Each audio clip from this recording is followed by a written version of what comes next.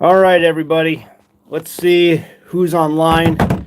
And this is going to be a fun show today. We got a lot of stuff to talk about. We're going to have a good time talking about radio communications and my antenna setup. Now, this video, if you're here, please leave a thumbs up and you can hear me.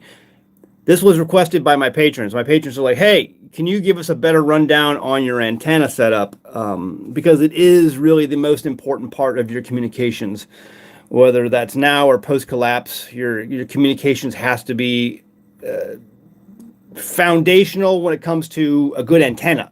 The foundation has to be a good antenna. Elevation of antenna, if you have cable running, the quality of that cable running to those radios, it's got to be the antenna. So what do we got here? Who's coming on? Let me know if you can hear me. Okay, let's see. Mess with the settings here a little bit. What we're going to do is I'll probably go back and... All right, here you find. Excellent. So here's what we're going to do today, guys. At the end of this video, I will be giving out an award. And that's I just reviewed this on the channel. This was the Oupes 600 Exodus.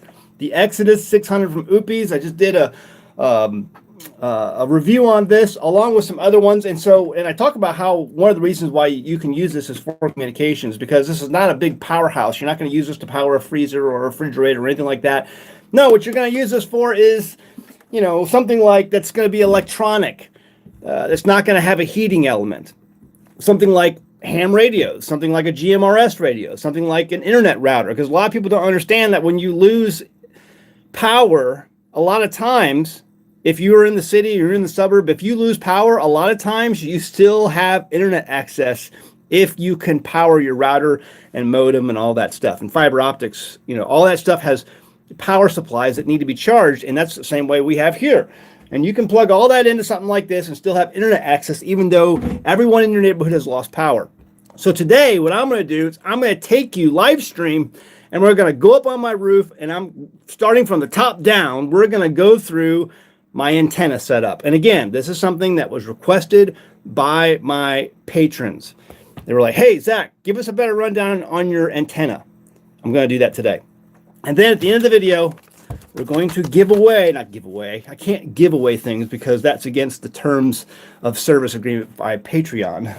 One of my patrons is going to be awarded this Exodus 600 because I get these things to review them, and I usually just give them away to my patrons. So I have the name right here written down of the awardee who is a patron. And so we'll reveal inside, we'll open it up and reveal inside who that is, who gets that award. And I'll have to get the address and then mail that to you. So today what we're going to do, I'm going to take you outside right now. We're going to walk through. I'm going to go up a ladder. Hopefully I don't fall off. And then I'm going to show you from the top down my antenna setups and and we're going to go through this over and over, all the way down to the bottom to show you how this works. So let's go. Let's walk out here. That's what it looks like on my studio. And where's I got to get my Crocs on. My Crocs are over here. I wear Crocs. Sometimes I wear socks with Crocs. That's like, you're not supposed to do that, but when you're on a homestead, nobody cares. So up here is my antennas. I don't know if you can see that right there. We're going to head up the ladder. I'm going to show you how this is hooked up, why I have it hooked up the way I do, and maybe some improvements that I kind of want to make, because I've had these up now for probably, I don't know, a few months, and there's some improvements that I want to make on some of these things. So this antenna here, this is a dual band antenna. So this is a 2 meter and 70 centimeter antenna. Okay, can we get a root cellar walkthrough? Hippie Hebrew Homestead? Yeah, at some point maybe. My root cellar's not where I need it to be right now, so it's got some things I need to fix on it. But anyway, this is a dual band antenna. Stay focused, Zach. Stay focused. The dual band antenna, 2 meter and 70 centimeters. So for ham radio, This is what's called a dual band, and it also will work for GMRS communications. Now, GMRS, you know, they make antennas specifically for GMRS, but what I have found, because of my elevation, this works fine for GMRS. I don't need a dedicated GMRS antenna. And so I put this up just to see how it worked, and I can hit repeaters in town, farther away, you know, a couple hours away. You know, I can hit that no problem at all.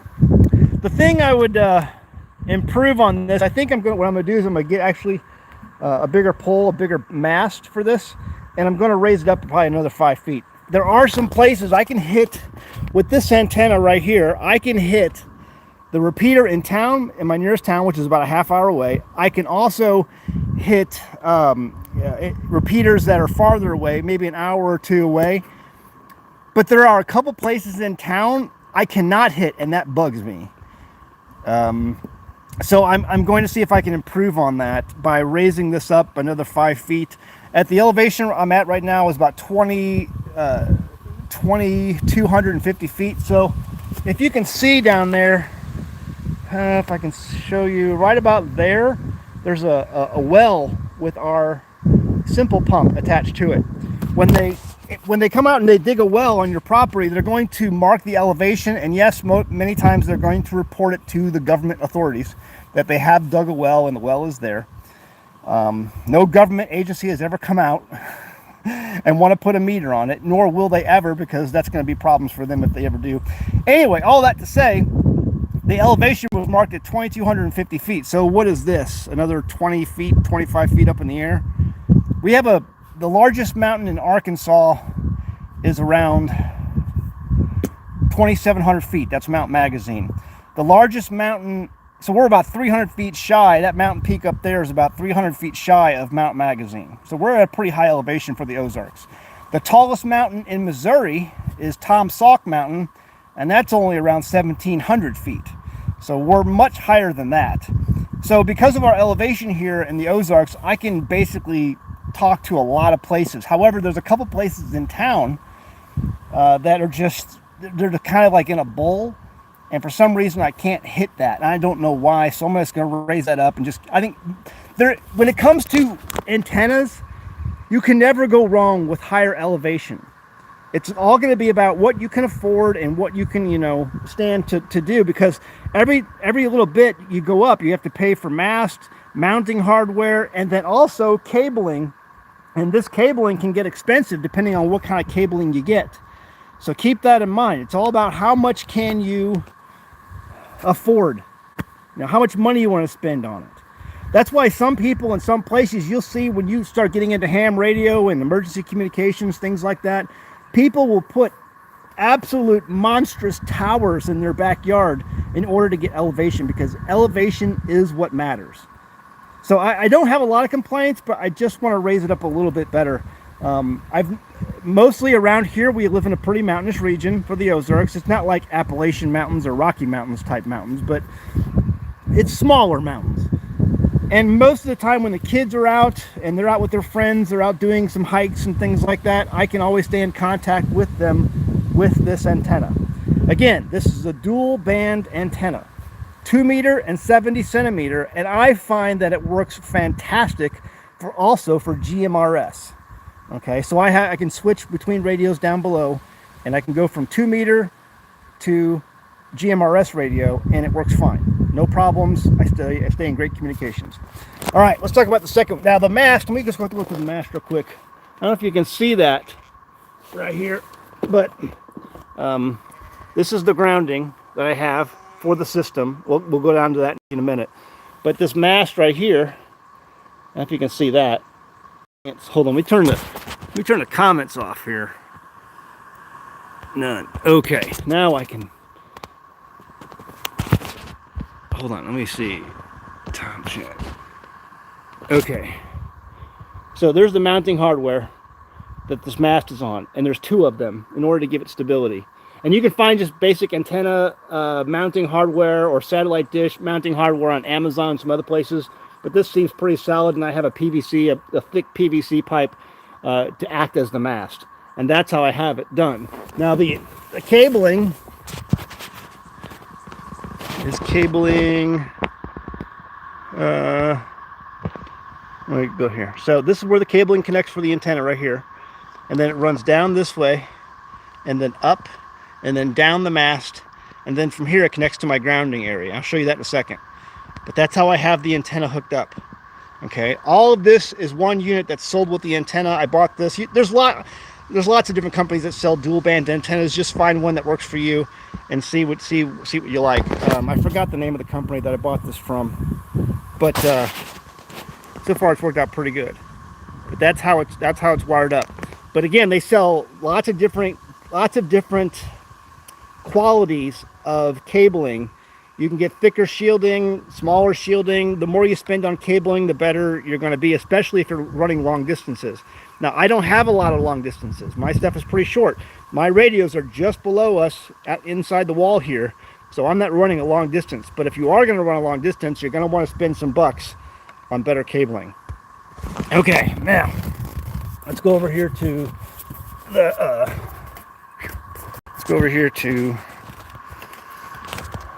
this guy. This is my CB antenna. All right, and it goes up about 17 feet in the air. And it's I'm able to, with this thing, I'm able to listen all over the country.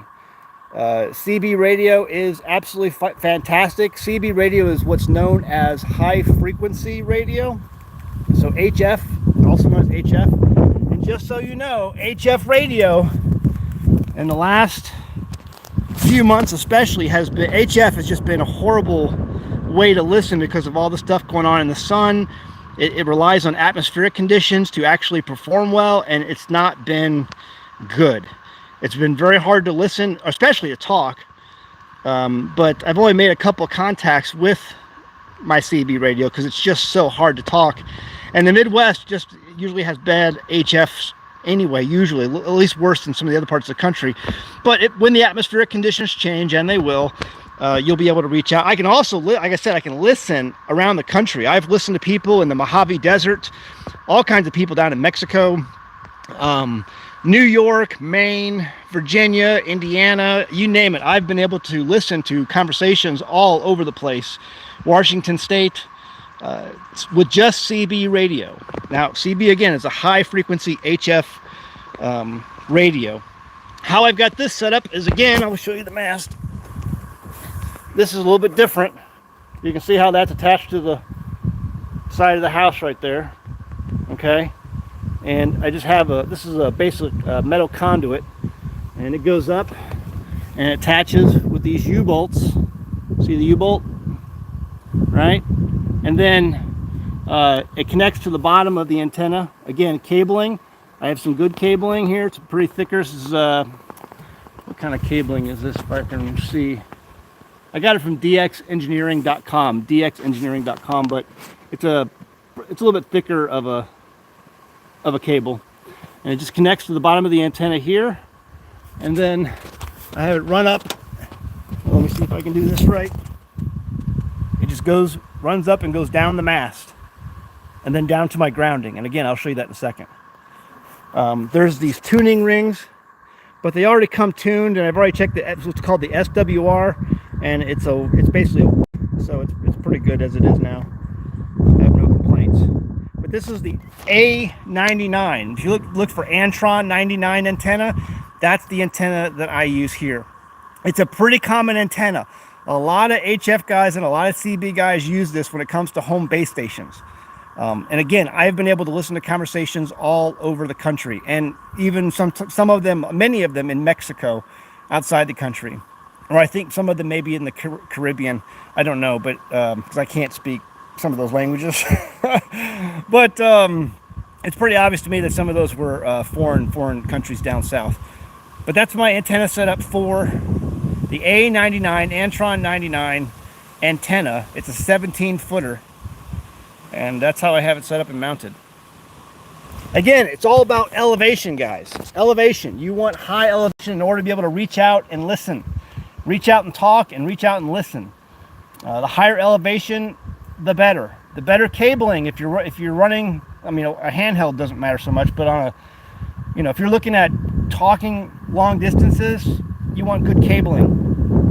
It's gonna come down to that for quality. You know, quality of your conversation, quality of your communication.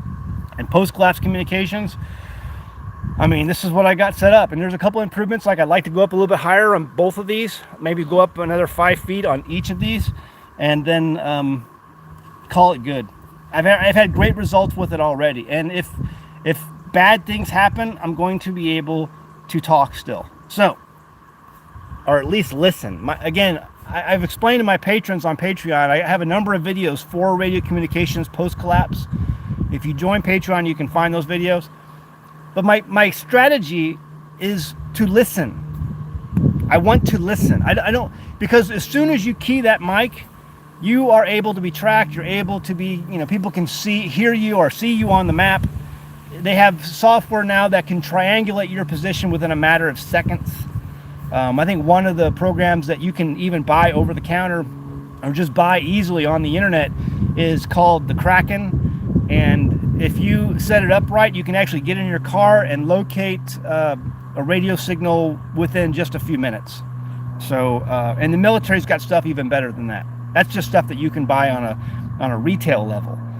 So, and it's gone leaps and bounds from what it was when radio was invented. You could triangulate stuff back even during World War I and World War II, but it's heads and shoulders above what it used to be. So I want to listen, communicate locally with, like, if I have people or if I have friends in the area, you can do that by keeping your power low, and also because you're operating in the mountains. If you're operating on certain frequencies, those frequencies cannot, or they have a harder time escaping the terrain and mountains that you're in. And that's just all about learning.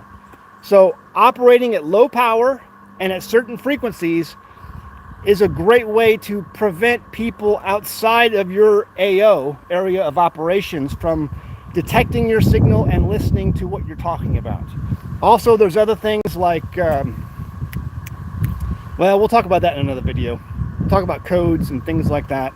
We'll do another video on that maybe. I've been wanting to talk about that anyway. It's a great homeschool project. If you don't know how to talk about how to do unbreakable codes over ham and stuff like that, we'll talk about that in another video. All right, let me head down and I'm gonna show you my grounding. All right, so okay, I gotta be careful here. Kind of like go down the ladder one-handed. Okay. Okay, so here's how I have my system coming down. There's the A99, the Antron, and then there's the 2 meter dual band and 2 meter and 70 centimeter dual band antenna coming down here. It all comes down to this box. So let me see if can I flip this thing around? Oh yeah, here we go. All right, so here's the box. So I've got, this is the dual band, and then over there, coming down along here, is my CB radio. And then right here is that grounding wire I showed you earlier. That's connected up there. So you got everything grounded. The roof's grounded, everything's grounded. And then here, when you open this box up, I've got my 2 lightning arresters, and they're sitting on top of a copper plate. And this is a pretty thick copper plate, actually. It's not anything thin. And you're going to pay for it too. Then I have that grounding wire coming in here, and then I have this copper plate, which is a pretty thick plate, which runs this copper band all the way down into here. And so this is my ground rod. Now, what I still have to do, and I have everything I need to do it, I just need to find the time, is to bond this ground rod to another ground rod, which is right around the corner over here. So it's, I think, 16 feet away. So here is the one. I already sank this next ground rod right here. So I've got another ground rod here, and I'm going to bond that to here. And by bonding, all that means is connecting. So you're basically going to connect the other wire, you're going to bury it, and it's going to run into this copper wire here, a copper ground rod, which is an 8-foot ground rod. Okay. I just need to find the time to dig it. Now I got to be careful because I have a French drain going around this part of the house. So I just got to be kind of careful when I'm digging. But this is the grounding for my system. Okay, and the purpose of grounding is to basically, that when the lightning is out there, when you have that static electricity that's out there, it basically sends all of those buildups to ground. I hope that makes sense. You can do your own research on that. But grounding is very, very important. If you put up large antennas and you don't have proper grounding, you're going to be in big trouble. And because we're at an elevation, we get lightning up here quite a bit. And you just want to make sure you have grounding, because what that does makes you invisible to the lightning. The lightning wants to discharge, it wants to send that energy to ground. If it sees a good pathway, it will take it. And so you want to make that pathway invisible, your pathway that you have, invisible. And so, but if it does hit, that's where hopefully it will go, is to ground. Now there's other ways to do this. Like I had one guy who's telling me, he's probably watching, I know he watches my videos. He says, Zach, you need to put those lightning arresters on your ground rod. And they do make brackets. I'll show you a picture. Well, I can't show you a picture because I'm not going to edit this, but they do make these brackets like this one here, but they're different, a little bit different, where you can attach those lightning arresters right to the ground rod at the ground. I decided not to go that way. I decided to just go ahead and put my lightning arresters up here in this box. And then so this is the antenna coming into the lightning arrestor. It attaches to this, which then attaches to this, which goes to ground. And then these cables, this is CB, HF, this is the dual band 2 meter and 70 centimeter, and they go inside to my radios, which are on the other side of this wall. And then I have a ground bar attached to the wall where all of my radio chassis are attached to a wall ground bar that's attached to the wall. I'll show you in a second. And that's grounded here also to this plate. So it's completely grounded. And this is one of the best, one of the most attractive, organized systems that I saw online, and I decided to do it like this. So that's my box. That's how it's grounded. So I'll take you real quick inside to show you my radios and how I have the chassis grounded to that bar, and then we'll go ahead and go inside and get back in my office and give out the award for the Exodus 600. So. All right, take off my shoes. Okay, back into the studio. Close the door. Oh, let me go back over here. So let me turn these lights around so we can get a better light on the subject. Okay, we can kind of see our radios and how we have them set up. I can also open this a little bit. Might give some better light. So I have 3 radios here. Right now they're all turned off. I've got a CB, I've got a 2 meter, and I've got a GMRS. And so the way I'm having this set up is I have this bar down here. So this is my ground bar, and each one of these chassis is grounded to that bar. So like on this one here, move that, you can see it's grounded there. This one there, you can see it's grounded there. And they all run down to that ground bar. And that ground bar, right now it's all disconnected because we had some storms lately. But this right here, let me see if I can find it. This normally connects to there, and I have a wing nut for that, right? And then that wire runs out to that box, and from there it grounds on that plate. I hope that makes sense. So if you're liking this video, hit the thumbs up for me. I appreciate it. If you're interested in off-grid communications or post-collapse communications, hit that thumbs up if you're liking this. But that's how I have it. I have this ground bar right there grounded to that plate. So when I'm running these radios, everything is grounded, and they say that helps with spurious spurious radio frequencies. I don't know if that's true. I don't know any of that stuff. This is what's recommended, and I follow what's recommended. Right now I have all my antennas disconnected from here because, again, we had some storms the other day with some lightning, and when that happens, I just unplug everything and keep everything safe like that.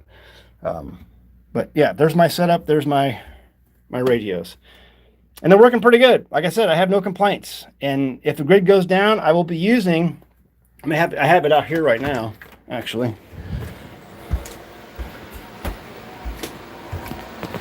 Sorry, this is kind of a mess, but there's my Oupes Mega 3. Yeah, packaging for the perfect pickler stuff.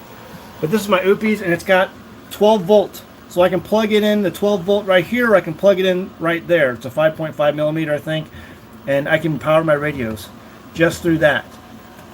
Or any other Oupes system that I've got. I've got a couple different ones. But that Exodus 600 that we're about to give away will also do the exact same thing. You can power your off-grid communications just through that 12 volt power. All right, let me show you that real quick. Okay, we just got back from that off-grid with Doug and Stacy thing, so I got trash and boxes everywhere. But this is one of those connectors that you can plug directly into that system. And all it does, you stick those end wires into here. You can buy these on Amazon pretty cheap and power your communications that way. Or you can get the old car charger type 12 volt and then connect that to your radio. And then, in fact, they make them that specifically connect to a radio connector. Let me show you that real quick. See? That's a radio connector, and that's connected to that 12 volt car charger. Pretty simple. Pretty simple. Okay, so let me turn these lights back around. Close the door. Turn that back around. And then we will give away. Let me turn this back around here.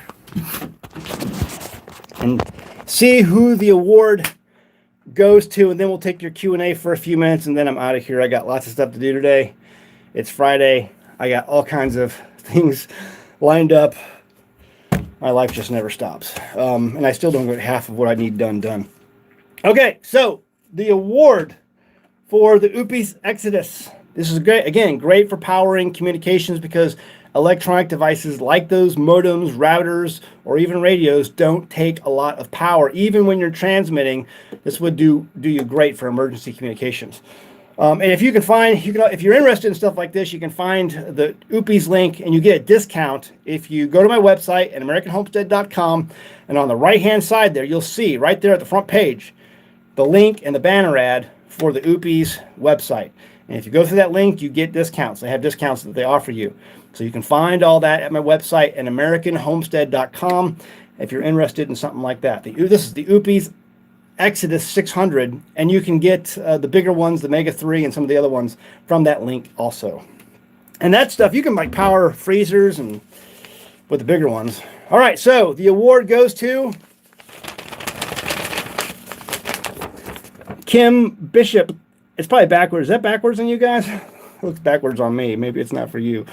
Kim Bishop, and I will email you and let you know that you won and get your address and get that in the mail to you ASAP. I've already got the box and everything. I kept the box it came in.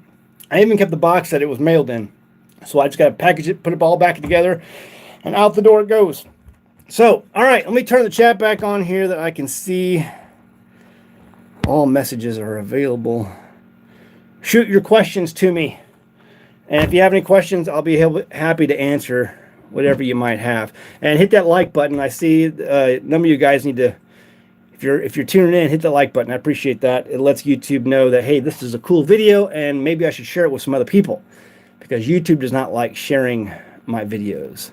I get constant people when I go to events, like I just went to the Doug and Stacy thing. People say, Zach, they keep unsubscribing me. And I told somebody, I said, yeah, you know what they do to me? They subscribe me to things like Business Insider and the New York Times. I'm not kidding you. Like, I will unsubscribe from these things, and YouTube will keep subscribing me to the New York Times and Business Insider, all these liberal publications, because they're trying to educate me, I guess.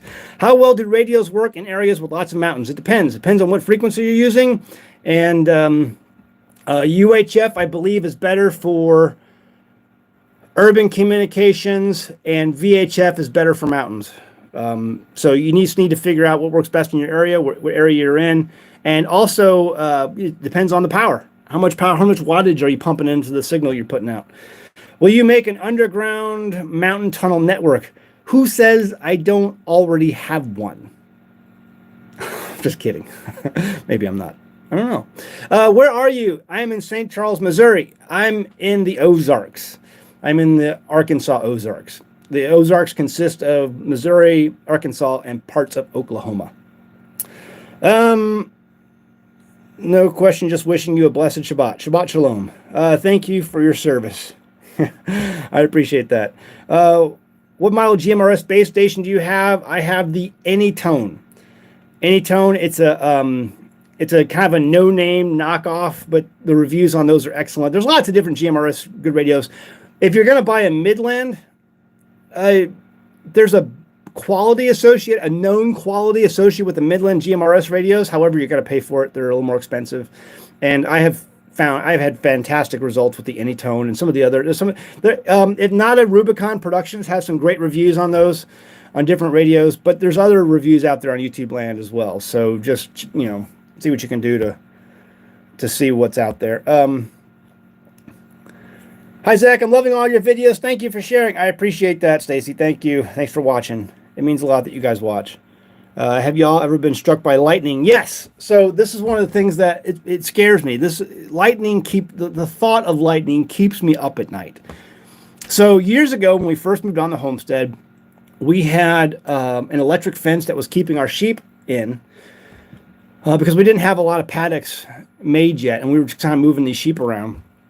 And we had some wind turbines set up, and where this is, we don't have any wind turbines set up there now. We have only one wind turbine, and that's up on Tim's house. Anyway, it was sometime during the evening or whatever, we got a lightning strike, and it blew out the electric fencing charger. It destroyed one of the wind turbines, and it also took out my, I think, inverter for my power system for my house. And so it was pretty bad. I think it hit one of the wind turbines. The other wind turbine that was next to it was fine. The reality when it comes to lightning is you can never control it. How I look at lightning is like a highway. Imagine lightning is on a highway, and when it comes down that highway, you want to give it as many off ramps as possible to avoid destruction. Because if it keeps barreling, but understand that lightning is going to go wherever it wants to. There's no way you can 100% control lightning or mitigate the damage if it decides to do something you don't want it to do. All you can do is give it as many off ramps of that highway as possible. So it's a complete and total wild card. So that's what we've done here. We have, I think, just around the homes, 5 different ground rods around the homes, because we are completely electronically, based, solar based. We have inverters, charge controllers, all that stuff. And so the best thing we can do is have as many ground rods, as many ways to ground as possible, so that lightning doesn't even see us as an opportunity to go to ground. That's how I look at it. Stupid question. What does GMRS stand for? Man, you're putting me on the spot. GMRS? Someone leave a comment below. You can Google it. Ground Mobile Radio System. Yes, that's correct. Ground Mobile Radio Service. Good job. Thanks, guys. You guys are awesome. Thank you, Amish Mafia. Anytones are great. Have them in my cars. Yeah, they make mobile. So that's what I have. I have all mobile units for my system. I don't have any base station units for my communications. All mobile things you would normally mount in cars. And that's why everything's 12 volt. And I can plug those 12 volt connections right into a power supply like a solar generator that Oupes makes. And that's one of the reasons I love these solar generators. There's some people who poo-poo them, and that's fine. If you don't like them, you don't like them. But they're fantastic for so many applications. I think if you can afford it, and some of the bigger ones are definitely expensive, but it's money well spent. It's one of the few things on my channel that I will promote and recommend for people. When these retailers approach me, most of these people who approach me for their products, I tell them to pound sand. I'm not interested. And I get approached for all kinds of stuff. But the solar generators are fantastic. And they have already proven themselves, in my opinion, because there's been times where we've lost power, like my inverter needs to reset or something like that happens. And I can just plug my modem and router into one of these power systems and I have internet. Even though I don't have power, I've got internet because remember when you were a kid? Back in the 1980s, if you're that old like me, you would lose power. Power would go out of your house, and you could pick up the phone. Those old phones we used to pick up off the cradle, and you could still hear a dial tone. because the phones are different. They're on a different system than the power is. But a lot of times your internet relies on power through the modem or through the fiber optics. And if you can supplement that power for them, you'll still have connectivity. I have done it. Okay. Yes, word. I just bought the Gorilla's Guide to the Baofeng radio along with a few radios I'd highly recommend. Speaking of that, right there, the Gorilla's Guide to the Baofeng radio. There's a lot of people out there who poo-poo the Baofengs. Dude, I buy those Midland radios from Walmart. Midland, a name brand. My kids tear those things up. They destroy those things just through regular use. You drop those on the ground, it's like a Lego explosion. But the Baofengs, when my kids go out hiking and do all this, I give them a Baofeng. And I have yet for them to bring back one that's destroyed. But the Midlands, garbage. I just think they're horribly made. The Baofengs work pretty good. And they're cheap and they're effective. And I can reach out and touch people and communicate with people with those things. Even in town, if you put them on high power, I see no problem with those things. And a lot of them will do things that legal radios, the more expensive Kenwoods, ICOMs, cannot do legally. So just for practicality and ability use, the Baofengs are better. And they're cheaper. Yeah, get this book, The Gorilla's Guide to the Baofeng Radio. It talks about that in here. One-time pad, we'll do a video on that. It's a great homeschool project, and it's a great way to learn coded communications. It talks about that in this book. So get this book if you haven't. It's a great book to have on the shelf. Let's see what we got here. Zach, you need to get some batteries for the sound-powered phone. I don't know what's a sound-powered phone. I'm not sure what that is. Still worked in the 90s when I was conscious of the world. Would you shoot down an unknown drone flying over your property under 400 feet? It is illegal in these United States to shoot down any drone. I don't know if you know that or not. So if you do that and you shoot down the wrong one, or if it's proven that you shot down a drone, you could be in big trouble. That being said, well, I won't get into any more of that. We're going to do a video on that. I have something in the works right now, and we're going to do a video on that. Because if you, like me, you've seen this footage coming out of Ukraine, where these drones have little tiny, explosive devices attached to them, and they fly them right into people and personnel. And you better be ready, because that's the future of warfare. And so I got something planned. I'm going to show you guys, but I'm working on that right now, and I don't want to let the cat out of the bag yet. What do you think of these EMT devices for your house or car? Listen, man, EMT, like the coronal mass ejections, I don't know. No one really knows yet. We've never experienced that or lived through that to know what the damages of those things are going to be. We can study it, we can theorize, but until we actually go through some actual real field testing, you don't know. So I always point out to the fact that a lot of munitions and things that the U.S. government develops for the military, they test these things over and over again, but until they actually go out to field combat use, that's the real test. And a lot of these things that are going on in Ukraine right now, they're going through their field testing phases, and to see how these things work and how you can improve on them. And they're using Ukraine as like this giant testing ground for future purposes. And so a lot of munitions that are going over there, that's one of the reasons we're sending all this stuff over there, just to test it, see how it works. The military industrial complex is sending a lot of its stuff over there to see how it works, see how it can be improved. How do the troops like it? There's been lots of things who have made it to the field the troops absolutely hated, and they go back to the drawing board. But you don't know until it actually goes to the field, until it goes downrange. Just a few more questions, guys. Always enjoy your videos, Zach. Been a fan for many years from Southeast Texas. Keep them coming, man. I appreciate it. Thanks, Barry. I always see you. You're a patron, too. I always see you on there. Okay, so unfortunate mid-air collision. It is then.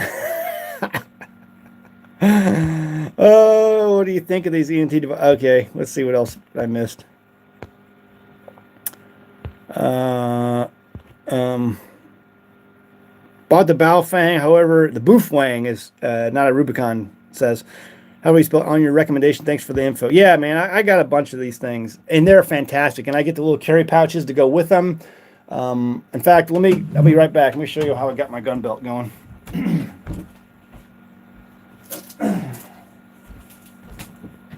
So my kids, every day they take a walk around the mountain, and I'll put on my my plate carrier, and I'll just go exercise with them, walk around the mountain on some days, not all days. But this is like, you know, my belt. This is my gun belt. I don't normally pull this out because I've got the one attached, but I don't wear this all the time. But this is how I've got that. So this is my Baofeng. It's got a mic on attached, and I've got a aftermarket antenna, dual band aftermarket antenna, and I have extended battery. So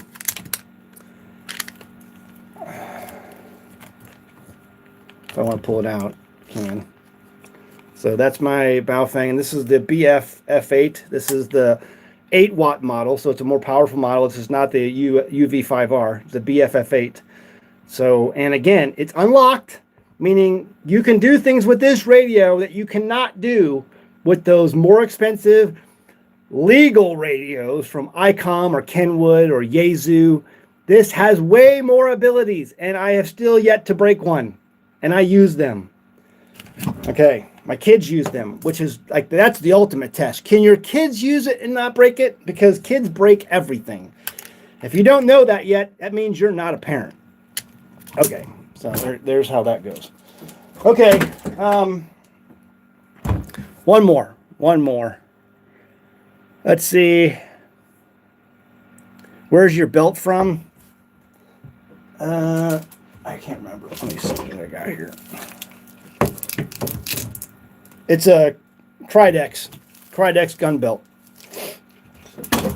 Now that's my external gun belt. I have another gun belt that I keep attached with my Glock at all times. So, okay, wish you were at Baker's Creek this year. Would nice to meet you. I'm not going back to Baker's Creek ever. They are pro pokey poke. They are pro pokey poke. Don't let anyone tell you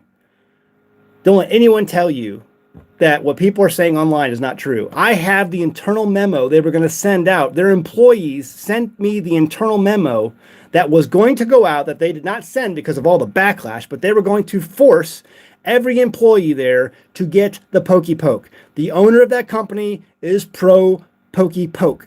I will never do business with them again. I will not set foot on their property again. They are communist, effeminate, liberal communist. And if you don't believe me, check out the names of their kids and then Google that.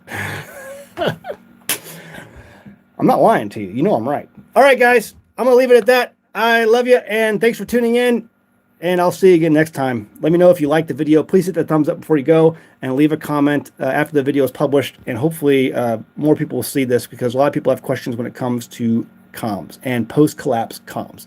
Love you guys. See you next time in the Homestead. Bye.